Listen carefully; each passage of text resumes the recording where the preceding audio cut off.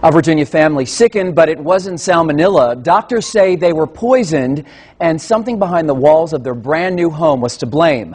Fox 5's Tisha Thompson investigates. The Ming family spent nearly $1 million to build what they thought would be their dream house. But less than 2 months after moving in, Wendy Ming started to have such severe migraines and dizziness, she ended up in the hospital. Thought I had a brain tumor or adrenal gland cancer. There were many different things. They tested everything because they could see that I was so sick, but they couldn't figure out why. Her younger daughter started having uncontrollable nosebleeds while the rest of the family developed asthma. Doctors finally diagnosed Wendy with neurotoxicity.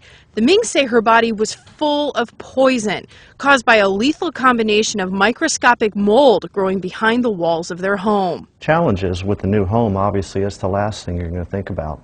I mean, you look at the walls are white, and you don't see any obvious water stains. The Mings say the home is now too dangerous to enter, but you can see through the windows how it's been ripped apart to get to the source of the problem, which they say started when their builder, the Dries Company, didn't wait for timbers to dry after it rained. What you want to do is make sure that the wood is not still wet, because that's what they did. They covered up the drywall and the insulation over the wet wood, and all the experts agreed that if you encapsulate or cover up the wet wood, it's going to allow mold to grow. Everything they owned was contaminated and had to be destroyed. They now use borrowed furniture and a rented home as they wait for the Dries Company to pay the $4.75 million they won in a lawsuit. You know, it's a huge amount of money. We basically just want to restart our lives. We've lost our home. You know, we've lost our health. I'll never be well again, and neither will my eldest daughter. And no amount of money, she says, will ever let her buy back something so priceless.